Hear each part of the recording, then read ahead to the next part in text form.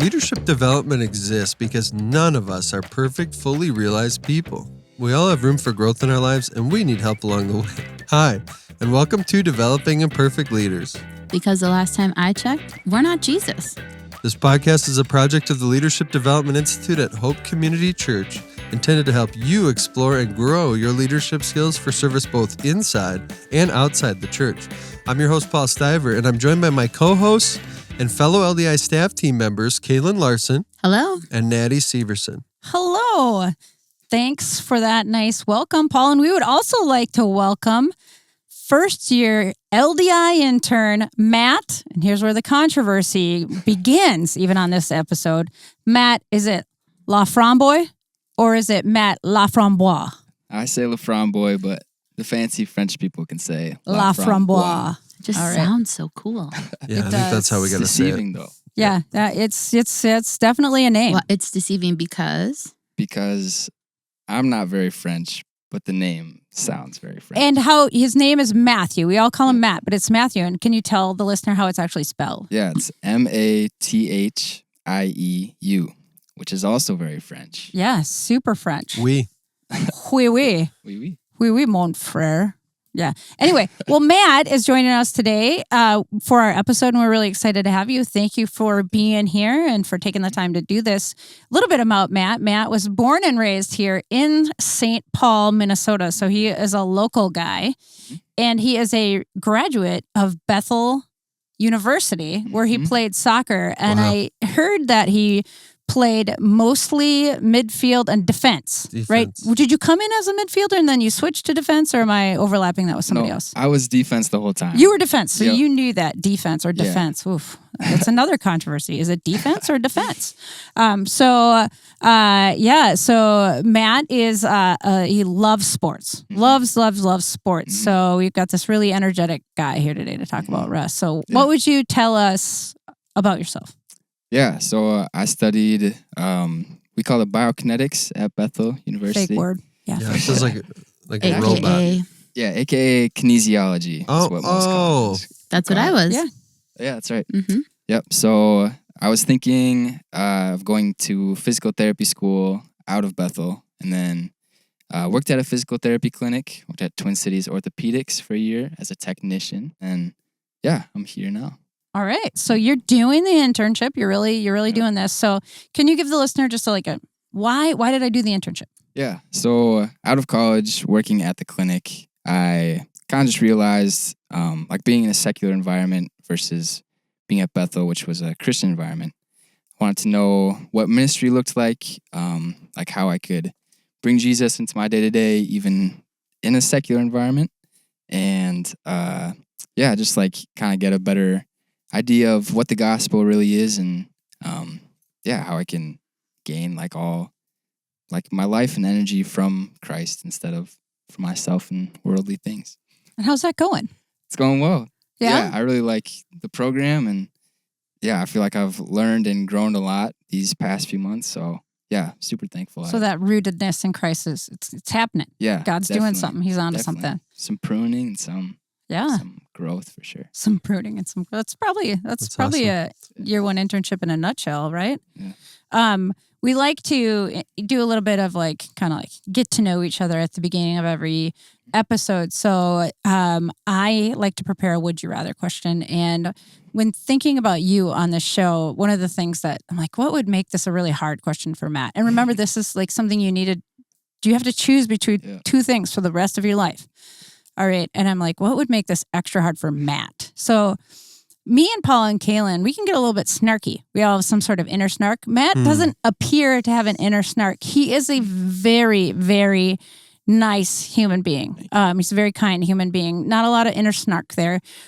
So I went with one that would just force you to be mean in ways you would not. So here is the would you rather question. And we can all answer this, but Matt, we're going to make you go first. Matt, would you rather have to scream in the face of every woman you ever see cry, or blow an air horn for 10 seconds in the room whenever you knew your mom was sleeping? So if you had a sense that your mom was sleeping, you would have to run in there and blow an air horn. for 10 seconds. So this is your mother. And Matt really loves his mom, by the way. So if she's listening, Matt really loves you. He's talked about that. He's a great son like that. So it's scream in the face of every woman you see cry, or blow an air horn every time you have a sense that your mother is sleeping. I think this is it's pretty crazy. This is the worst one I've ever thought of. I gotta be honest, this feels unrealistic. Yeah, I don't know. You have to have it. You have to answer. Yeah, I think. Well, I mean, if I can help answer for you, you already do scream in a lot of people's faces. That's kind of your. Oh wait, that's the. Don't pull the mic away from your mouth. Austin's gonna get mad at you. Personality. I think actually, like my initial thought was I would do the air horn one. Because your mom loves you. Because my mom loves me, and she's got. I thought you'd pick that. Well, I was like, she's got a good sense of humor too, so like it would be funny. But then I was like, for the rest of my life, I guess that would be a little tough. Yeah, tough for her for sure. But she loves me enough that I cannot scream like once in the face of a crying woman. Yeah. So, yep. I choose air horn. I think I would also go air horn, especially because it's Matt's mom. So like, she's not gonna. You're not gonna be around her that much, yeah, right? and she'll blame him for bringing me into their life. So it really will I'll be kind of deflected from me. So that's good. I think that's the way to go. I went with my mom also because my mom is at that age where her hearing's not that great. So I would just be like, hey, Mom, every time you go to sleep, you got to flip those hearing aids off a little bit because it's going to get loud up in here. Nice. So, yeah. I would choose my mom as well. We're so mean to our mom. Only based on her reaction to things. Would you videotape it every single time? I just she just is like, yes, I probably would. And I would just continue to laugh. She checks on our girls when they sleep at her house to make sure they're breathing in the middle of the night. But she's tripped before going into their room and woken them up. No, but she's bruised her shins. You're laughing so hard about your mother getting Kaylin hurt had right that now. On film, she might explode with laughter. Kaylin, now we're going to start a trend of people videotaping their mom getting awoken by air horns. My kids, if my kids are watching this, I want no air horn wake ups. And I've done it to someone in the office before. For Summer Olympics, the air horn was sitting right outside of your office. And Sarah Fletcher was in your office, and I was like, this looks fun. So I did the air horn button. She threw everything. It's just so funny. Funny you're bringing that up because I have a picture of her falling trying to pop bubble wrap. So she was some good. I have a video of some that. Good video. Yep. We should repost that. I hope you really coming across as quite a kind and gentle crew here. Yes. So let's get into this topic. We're going leading question again. Every week we're answering a difficult question, and this week's topic is on rest. And so let's talk about it. What is the best way to rest? For me, 100% a nap, and I mean that funny, because sleeping is actually what we think of when we think of the word rest. But man, I love to nap. I'm a professional napper. I could nap for 15 minutes and feel really great, or I could nap for longer and I can fall asleep. I mean, praise the Lord, I fall asleep really fast and in pretty much any circumstance. So that's a gift. So even if my kids did startle me to nearly to death with an air horn, I would probably be able to go right back. I don't know if you would hear it though, because you have your white noise stuff on, and I do sleep with something on my head. It's a little natty fun fact, but I would. You'd definitely hear an air horn over that. Yeah. So, but it would be, I would be great too because I am so easily startled. I would fly into the air. So now I secretly want my kids to do it, but I really don't. I secretly want to do it outside of your office. I do sleep in my office occasionally. Anyway, sorry. So I would say napping. It's just it resets my system too. Mm-hmm. Matt, how about you? Yeah, I think for me, I was thinking a little outside the box. And you actually prefaced this, Natty, but I'm a big sports guy. I played soccer in college and really like basketball too. So thinking about in the LDI program or in school too, I think getting a break from mental work, thinking and writing papers and stuff, and going to run or going to play basketball with friends and stuff, I think that really recharges me. So that's what I was thinking. Yeah, so you like to use energy to rest. That's restful to you. Yeah, like physical. Counterintuitive, but yeah. You kind of get out all the excess, maybe stress and energy. Yeah.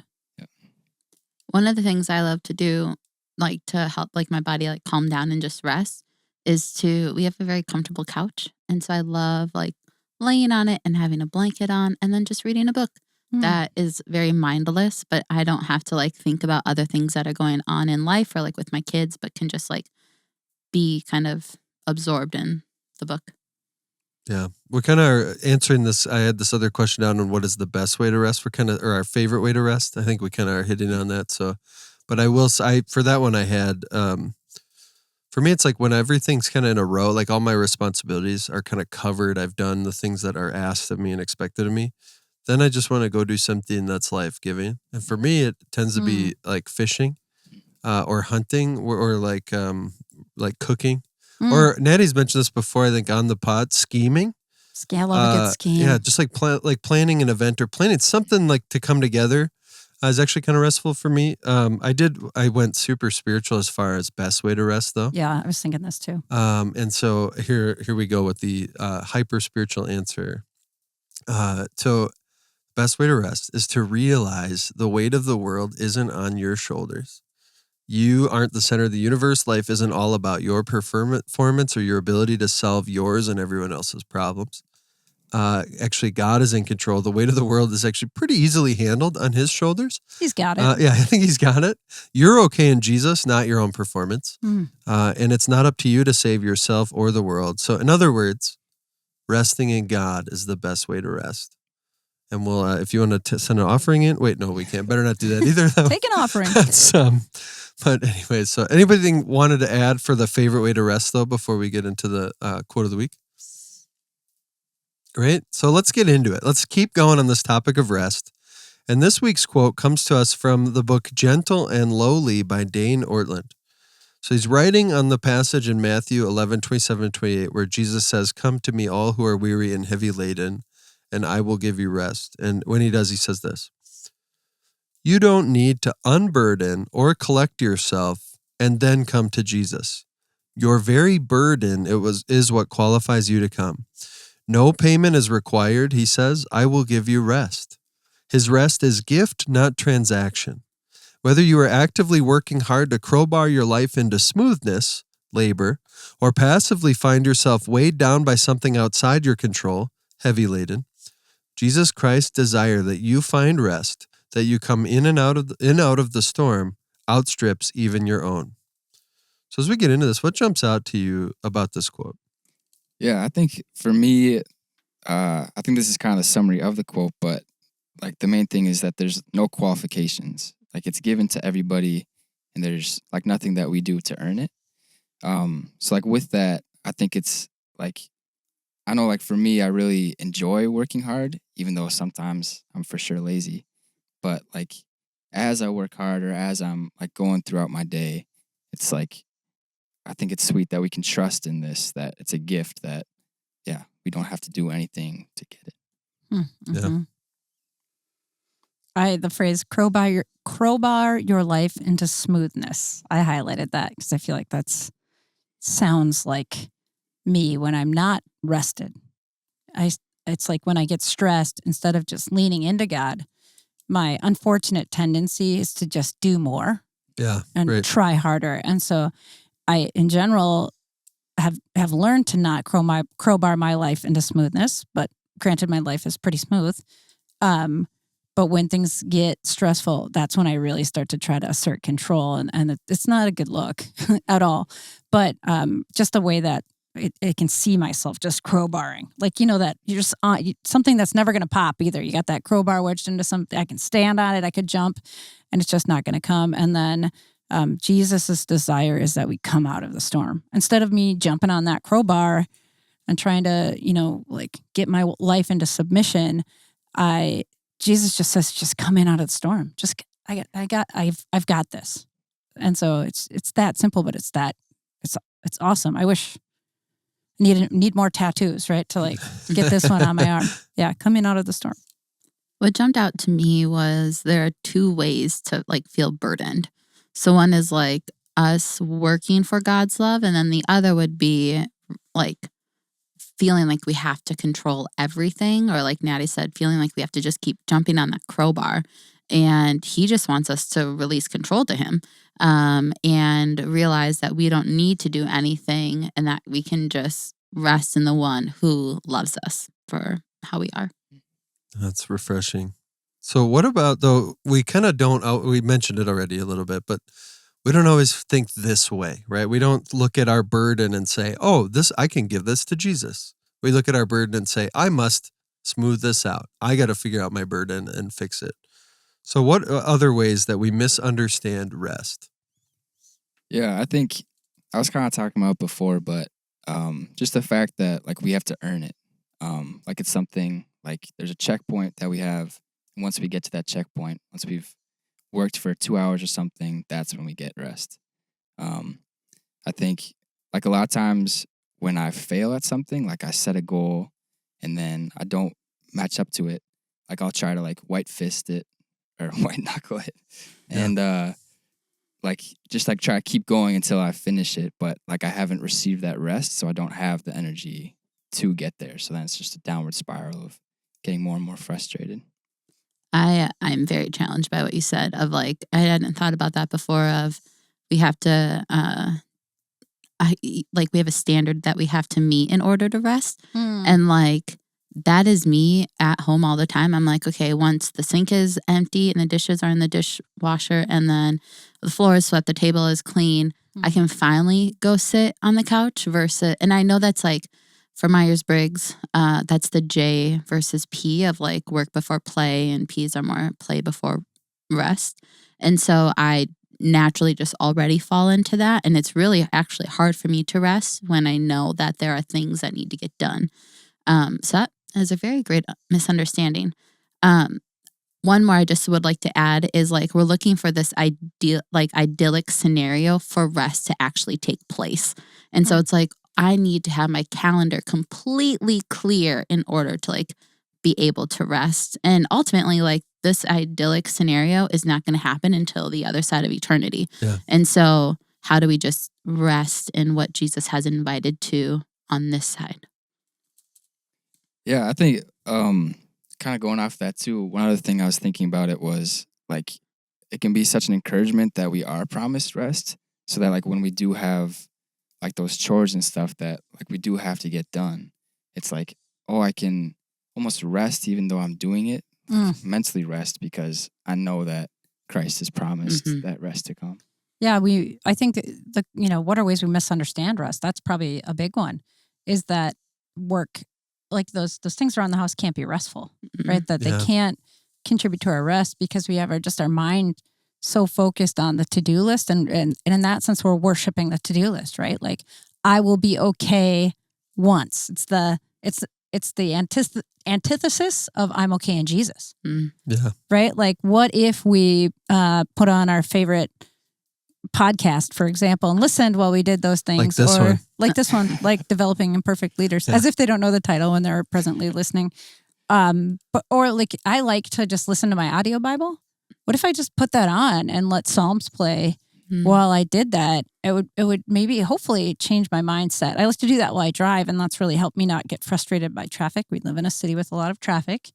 And so it's helped really curb my frustration about traffic and help me like kind of like right size the problem of being in a traffic jam, which means I have a job and a car and mobility, and that's pretty pretty good scenario, and me having to sit in this traffic and listen to the Bible is a pretty good thing. So, yeah, I can add to that. I'm kind of responsibility minded. So I look at a lot of times I frame my life in like, what am I in charge of, or do I need to own in order to get it in place for other people or myself, and so that life can be smooth, which isn't necessarily a bad thing. But I think when I think of rest, then I tend to kind of think of life as like, okay, there's my 5 days of really putting things in place. So I get like maybe 1 day or 2 days of like, I can finally just do what I want to do, which isn't necessarily a bad thing per se, but like it is when you start to live for that day.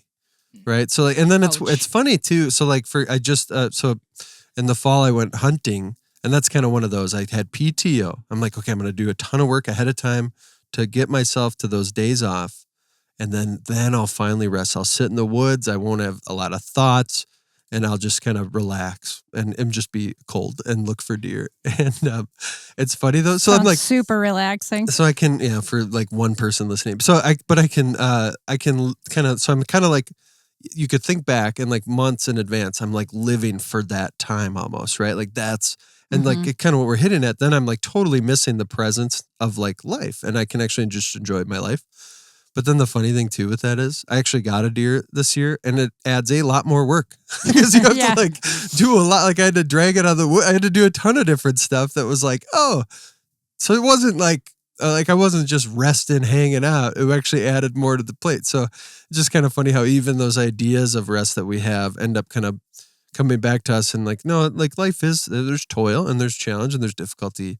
I think that comes back to then our rest has to come from outside us. We need, it can't just be something we kind of live for and worship. And I think that's what we're touching on here. You stung me with it. Kaylin, when I was talking, she did the, you just stabbed me in the chest motion with worshiping the to-do list. For me, it was worshiping like the idea that I just get to do what I want to do. Mm-hmm. I think that's probably the thing I mistake for rest the most, is me getting to do what I want to do. Like if I haven't had that opportunity, I get cranky, and that's a good sign that you have an idol, right? Like, yeah. And I'm like, I'm wondering like how I've taught my kids that that's what rest is. I actually like hit me like, I wonder if my kids then, like me doing what I want to do equals rest. So, I mean, I could ask them. Maybe I'll send them a text after the show and ask like, what is rest? What is rest? You know, and what did I demonstrate to you? That's when I'm just like, Mom just needs some me time. Yeah, and me time's not bad. I'm not saying it's bad, but when I'm living for it. Yeah, right. Wow, that's a whole different story. Or when it's taken away or I'm not offered it, then I'm cranky or mad about it. That's a whole different story. That's very convicting. So I'll let you know if I remember to tell you what my kids say. It is wild. Yeah. I mean, for the listener, for us, like just that is the thing. Like we live for me time, and that's the way we kind of posture what rest is. And instead, God's telling us a totally different story. That's interesting. All right, let's get into then. Let's think about this. We got to grow together. We do it every week because we are imperfect leaders and we're trying to grow. So what are some practical ways that an imperfect leader can grow in their ability and willingness to get some rest? Yeah, I think two things came to mind again. One was like to trust in the promise of rest. So in the midst of work, like I know for me, sometimes I can like in a day not have like a planned time to rest, or like a plan, or planned time to like have downtime.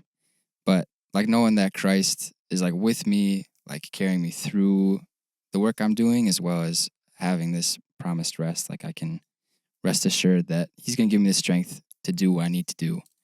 And then with that too, not always like trusting my own schedule or my own plan again. So like, I think there are a lot of times within my day that I think God has like given me rest when like I hadn't expected it. And sometimes again, like I've like rejected that and been like, oh, but I have to get this stuff done. So I'm not going to take this time to rest. So I think just like kind of being more aware of like the daily rhythm and being like, oh, right now I do have some time alone, like, cause I'm introverted. So sometimes I need that time alone to just relax. And yeah, same thing like with friends too. Like, oh, I have this time to like just chat for 2 minutes, and like take that instead of be like, I actually have to go write this paper. So those are my two things. That's good. Yeah, it's wild how like, because I think when we think about rest, we think it's like a physical thing, but we're almost, what we're getting at, it's almost is more on the spiritual realities of like resting, and that's kind of where I went on like ultimately like we learn in the New Testament. We think Old Testament rest is a day. New Testament rest is actually resting from our works. That actually we receive Christ's finished work, and there's nothing we now do or have to do to earn God's favor. He just has given it to us in Jesus. And so that, which is just a wild, like the battle to think about that and rest in that actually gives us rest in the times that don't feel restful. I did have one, I brought in journaling. Is this wild? A little spiritual discipline. Are you a journaler? I've journaled at times. Okay. I've dabbled in a journal. I've scribbled. But I just had this thought. is just take some time to journal, kind of based on that idea, and think through, where do you feel like you have to do it all? And just journal about, why do you think that is, and what would it look like to give that to Jesus? And because I think that was maybe more from what my heart is wired, but it is just, journaling about like, I think I have to own this and be everything and do everything. And what if I just gave that to him? So I think that might help us find rest. Other thoughts? I thought about journaling, but I did not write that down. For me, journaling is like, I can like empty my brain. And so that's why I enjoy journaling, just to get it like out of my head. But other things I thought about were like, I enjoy using Google Calendar, and a lot of my life is on Google Calendar.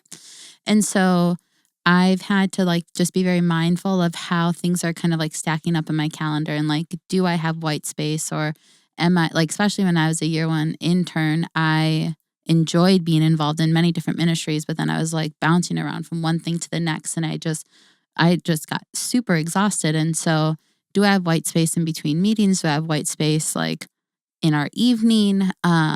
A friend of mine, Quick definition of white space for those white that might space, not know. just leaving like transition time. So whether it's 10 minutes, 20 minutes, half hour between things, so Think that about line spacing. You're either like the 1.05 or 2, the line spacing on a document. Oh, like yeah, the yeah. white space is the space between lines. Yeah. So, yeah.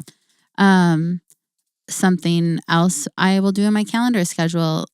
It looks on my Google Calendar like DNS, which means do not schedule. And so like, if we have a couple things going on in a 7-day period, I will put like a DNS on a Tuesday and a Thursday night. Or like if our Saturday has something in the morning and in the evening, I like put a DNS just so that the calendar looks full, and I don't think like, oh, we can schedule something here, because then we all get super exhausted. And then the other thing I've like had to learn to do is like, how does my body feel? Where do I feel like I might be like holding stress, or like, do I feel tense a lot? I mean, everyone will like hold that differently, but like, do I actually feel like I can like relax? Because then if I don't, that's another sign that I'm not resting in Christ or resting my body well. Yeah. My first one that I thought of revolved around calendar too, but mine was more generally just schedule it in. We're a calendar driven society, right? So we're going to do a lot of things with calendars. And so for somebody like me who pretty packs things in pretty tightly, it's a matter of looking ahead at my calendar and literally scheduling in like, okay, maybe I need to use a PTO day to hit reset a little bit here, or maybe I just need to, schedule more walks at lunchtime to get outside and kind of escape work and the things that are, on my mind that are just seem ever present and looming. And so I think whether you work in ministry or you work in another type of job, or you're a stay-at-home mom, or whatever you're doing, I think just having those opportunities to get those in your schedule is really important. And so maybe that is thinking about, how do I use PTO days for like true rest instead of vacation, which is fun and good, and that's not bad, and it could be restful. But if you might want to consider how we use those days, because my second of two things is to really make the rest about God and not you. I think I didn't have that in my brain before we started, but when I think about how much I make my rest or my downtime about me instead of about God, I'm maybe not getting the rest I hope for. I might be getting a lot of TV watched or a lot of candy crushed or whatever, but I'm not actually feeling rested at the end of it. I'm feeling good, probably because I self-indulged, but not necessarily feeling rested. And so how can I begin to like take some of that downtime and make it about God and not about me? Might be a good question, and really try to connect with God. So not doing more for God, or not trying to like crowbar my life, but maybe how do I use this to connect with God? And maybe that's a great topic for next season, right? Because next week we are going to actually have a wrap-up show. So we're going to wrap up our season. And so when we do that, we would love to hear topic ideas. So if something comes to mind while we're talking, we'd love to hear more from you. Well, that wraps up our conversation for today, but we want to keep connecting with you. So thank you for listening to the podcast. And if you like what you heard, be sure to follow our show and leave a review. We love connecting with our listeners. So if you have questions, comments, or topic ideas, please email us ldi@hopecc.com. LDI is a ministry of Hope Community Church based in Minneapolis, Minnesota. We seek to develop leaders in their biblical thinking, Christ-like character, and ministry skills for service both inside and outside the church. We do this through internships, classes, seminars, and retreats. If you're interested in learning more about our internships or other opportunities, visit ldi.hopecc.com or email ldi@hopecc.com. Have a great week.